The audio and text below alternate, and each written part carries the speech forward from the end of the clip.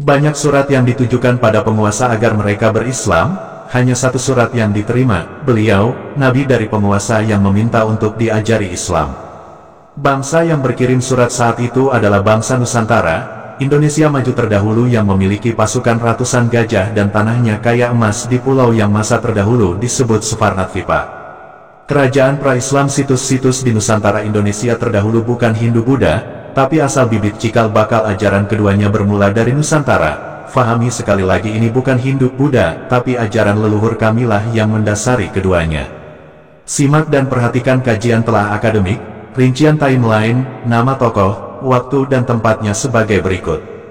Peristiwa hijrah atau perginya Nabi dari tanah kelahirannya adalah masa kegelapan negeri di mana beliau berada. Di saat itu Nusantara Indonesia terdahulu mengalami masa terang benderang. Di masa wilayah ini sebelum dan sesudah dikenal bernama Sriwijaya, yang dicirikan dengan pemerintahan kadatuan berlandas pada tatanan adat matrilineal atau matriarkat bergaris pada ibu. Ini bukan kerajaan matrilineal keratuan kedatuan di Sriwijaya, pra-Islam, Indodunia dengan nama ibu, bunda pada setiap generasi tercatat diantaranya. Sang Hyang Dewi Putih Indomo, Sang Hyang Dewi Putih Indah Dunia, Sang Hyang Dewi Putih Indo Jati, Sang Hyang Dewi Putih Indo Dunia, Sang Hyang Dewi Putih Indo Mayang, Sang Hyang Dewi Putih Indo Meda. Literasi teks kata, Sang Hyang, ini bukan Hindu-India, tapi asli kata Nusantara. Jika ini dari India, adakah kata ini di sana? Salah seorang ibu, Bunda Dewi di atas mempunyai adik yang menjadi pimpinan Vanua, Vatsal kerajaan bagian dari Kadatuan, yang bernama Maharaja Diraja Sariputra, disebut Raja Semenanjung. Lokasi saat ini masuk dalam wilayah Malaka, gelar saat ini disebut di Pertuan Agung. Di masa peristiwa hijrah pertama, Nabi peristiwa ini terjadi di Nusantara Indonesia. Maharaja Diraja Sariputra, kedatangan tamu dari Timur Tengah bernama Abdullah Khattab, yang datang karena diminta langsung oleh Kesultanan di Loksmawe Aceh kepada Nabi. Kemudian setelah raja ini belajar Islam 3 tahun, di kemudian hari pergi mendatangi Maharaja Diraja Sariputra di Malaka. Pusat Kadatuan Sriwijaya yang dipimpin oleh Sang Hyang Datu Maharaja Diraja Indra Brahman, saat itu belum Islam, tapi salah seorang ibu, Bunda Dewi di Kadatuan adiknya menjadi pimpinan Vanua Vatsal kerajaan bagian dari Kadatuan yang bernama Maharaja Diraja Sariputra. Di Malaka saat itu, sudah berislam terlebih dahulu karena lokasi dekat dengan Aceh. Pada abad 7 tahun kedua proses penyampaian Islam, secara kekeluargaan dari adik kepada kakak terjadi di pusat Kadatuan lokasi di 13 Koto Kampar. Lokasi area situs Muara Takus saat ini adalah pusat puja dan pusat pemerintahan di Bukit Katangka terhadap Sang Hyang Datu Maharaja Diraja Indra Brahman yang belum Islam saat itu. Fahami sekali lagi, mereka sebelum Islam bukan animisme atau Hindu-Buddha.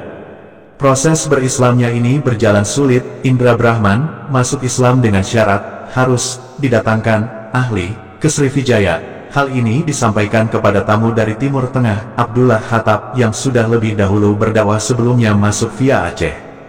Catatan versi sejarawan Eski Fatimi menyebutkan bahwa pada tahun 100 Hijriah 718 Masehi, Maharaja Sriwijaya, diperkirakan adalah Sri Indrawarman mengirimkan sepucuk surat kepada Khalifah Umar bin Abdul Aziz dari Kekhalifahan Umayyah. Surat ini masih tersimpan di Museum Turki. 25 tahun kemudian pada abad ke-7 tahun ke-27 datanglah utusan atas permintaan Indra Brahman kepada Abdullah Khattab melalui surat kepada Khalifah Umar bin Abdul Aziz dari Kekhalifahan Umayyah. Didatangkan utusan bernama Abdurrahman bin Abdullah bin Abdul Jabbar, pendakwah setelah Khattab. Kepadanya, Sang Hyang Datu Maharaja Diraja Indra Brahman belajar Islam selama 13 tahun dari abad ke-7 tahun ke-27 sampai tahun ke-40 baru ia berislam, kemudian berganti nama menjadi Abdullah Amirullah dan berdakwah ke Barus, Lamuri dan lain-lain, kemudian kembali ke pusat Kadatuan. Di saat inilah terbentuk persukuan Soko Utama, Domo, Patopang, Piliang, Malayu. Persukuan terakhir Malayu ini terbentuk pada abad 16 Masehi tahun ke-6. Nama Koto Tuo adalah berasal dari kata Kato Tuo. Literasi teks Koto bukan berarti kota, tapi berarti kata dalam dialek lokal, yaitu Kato Tuo. Nama awal disebut Kakonan Tua. Kata yang tua adalah dua kalimat syahadat. Di tempat inilah sejarah mencatat saat Kadatuan Sriwijaya berislam. Yaitu saat Sang Hyang Maharaja Diraja Indra Brahman belajar Islam abad 7 tahun kedua atas perintah ibunya, Putih Bungsu, generasi ketiga, si Ompu, Trahkadatuan sebelum dan sesudah disebut Srivijaya, memerintahkan menulis surat kepada Umar bin Abdul Aziz untuk dikirimkan seorang ahli Islam. 25 tahun kemudian pada abad ke-7 tahun ke-27 datanglah utusan atas permintaan Indra Brahman kepada Abdullah Khattab melalui surat kepada Khalifah Umar bin Abdul Aziz dari Kekhalifahan Umayyah, didatangkan utusan bernama Abdurrahman bin Abdullah bin Abdul Jabbar. Sang Hyang Datu Indra Brahman pada abad ke-7 tahun ke-40 menganut Islam setelah melalui perdebatan panjang dan diskusi serta mempelajarinya selama 13 tahun dan mengganti nama menjadi Abdullah Amirullah. Kato Tuo, nama awal disebut Kakonan Tua, yang dikenal Sobai Nan Alui, kemudian terpublikasi Sobai, dari kata Sobariyah, nama pra-Islamnya, Sang Hyang Dewi Putih Sobai Nan Alui, keponakan dari Indra Brahman, yang ibunya adalah kakak sulungnya dari generasi ketiga, yang bernama Sang Hyang Dewi Putih Sobai Nan Alui. Masjidnya ada di Bukit Katangka ada sejak masa awal masuknya Islam dari Malim Putiah, anaknya berislam kepada Abdurrahman, sudah sejak umur 16 tahun.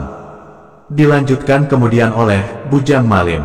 Pada masa sebelumnya dari area Katotuo, ini 1 km ke arah situs Muara Takus, sisi kanan jalan masuk ke arah kanan. Disinilah komplek tempat pembelajaran Darnik original. Di sini tersisa sebaran artefak yang menunjukkan bekas komplek universitas tertua dunia yang bercabang di India, Nalanda, pada masa pra-Islam bernama Dharmapala, ketika isi 671 sampai 695 Masehi datang hanya terlihat pondasinya saja. Atisa di Pamkara Sri Cnana, tahun 1013 Masehi datang ke sini. Ia belajar dan berada di istana Payung Perak selama 12 tahun. Lokasi ini ada di sebelah barat situs Muara Takus, di atas bukit yang di bawahnya adalah desa Tanjung. Saat Konde Grut 1858 datang ke sini dan menyebutnya sebagai kota candi, kota yang banyak terdapat candi. Masa-masa Islam candi-candi banyak tak terawat dan rusak kemudian hilang atau dihilangkan karena labeling, dua ajaran yang terlahir di India. Pada masa sebelumnya lagi dari area Katotuo, yaitu di sisi kiri arah masuk situs Muara Takus, saat ini dekat pintu gerbang sisi kiri ke Sungai Kampar ada area luas. Inilah pada masa pra-Islam sebagai area dermaga melepas para wisudawan menyebarkan membawa Dharnik original yang sampai ke tanah India. Tepatnya abad ke-6 tahun ke-4 hari ke-11 tahun Saka, Dapunta Hyang, dari Kedatuan Srivijaya melakukan marlapas. Hal ini juga sering dilakukan oleh generasi sebelumnya. Bukan menaklukkan kerajaan-kerajaan di Nusantara. Marlapas adalah perjalanan suci, Sidayatra, membawa Dharma, yaitu Dharnik original. Beliau ini bukan menganut Hinduisme, Buddhisme India, ditandai dengan percayanya beliau Dapunta Hyang pada Tuhan satu, yang masa pra-Islam di Kadatuan disebut dengan Pacayo Tuhan Nan Hoso, tiada rupa juga masyarakat di area ini hingga saat ini. Dapunta Hyang melakukan perjalanan suci, Sidayatra, membawa Dharnik original, bersama para 2.213 orang master wisudawan dari Universitas Dharmapala bersama putra sulungnya, Sang Hyang Datu Kampala, berhenti di Gunung Tua membina umat dan memperluas candi terus ke arah menuju Aceh. Ke arah timur dan utara singgah di Teluk Kuantan membina umat bersama putra keduanya, Sang Hyang Datu Maharaja Bujang, dan memperluas candi di puncak bukit Bosau. Di perbukitan Bosau terus bergerak ke arah timur selatan Tenggara Oku, Sungai Musi, Siguntang-Guntang, Gunung Hijau, Kedukan Bukit, Muara, Kuala Tungkal. Dapunta Hyang meninggalkan putrinya, Sang Hyang Dewi Putih Minang Masak, yang di kemudian hari menjadi kerajaan Kesultanan Srivijayanasa, Krijanayasa. Palembang bukan pusat pembelajaran Buddhisme. Ini adalah salah satu dari beberapa lokasi pembelajaran Dharma. Ini adalah Dharnik original. Tetua adat di sini menyebut leluhurnya dengan Munyang atau Muyang. Di Pulau Punjung Sungai Bono ditinggal putranya bernama Dharma Raya. Beliau membina dan membangun candi Pulau Punjung dan Padang Lawas, yang di kemudian hari menjadi kerajaan Kesultanan Dharmasraya. Jadi candi-candi juga kerajaan yang ada di Nusantara di masa kerajaan pra-Islam, bukan Hindu atau Buddha. Fahami dengan baik-baik kapan dan siapa misionaris Hindu Buddha India ke Nusantara, hingga situs-situs dan kerajaan pra-Islam disebut Hindu Buddha. Tidak ada jawabannya, karena memang tidak pernah ada. Fahami ini hanya labeling penjajah.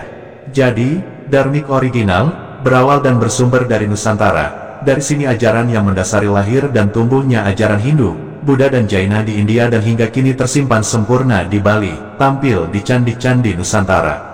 By Santo Sabah.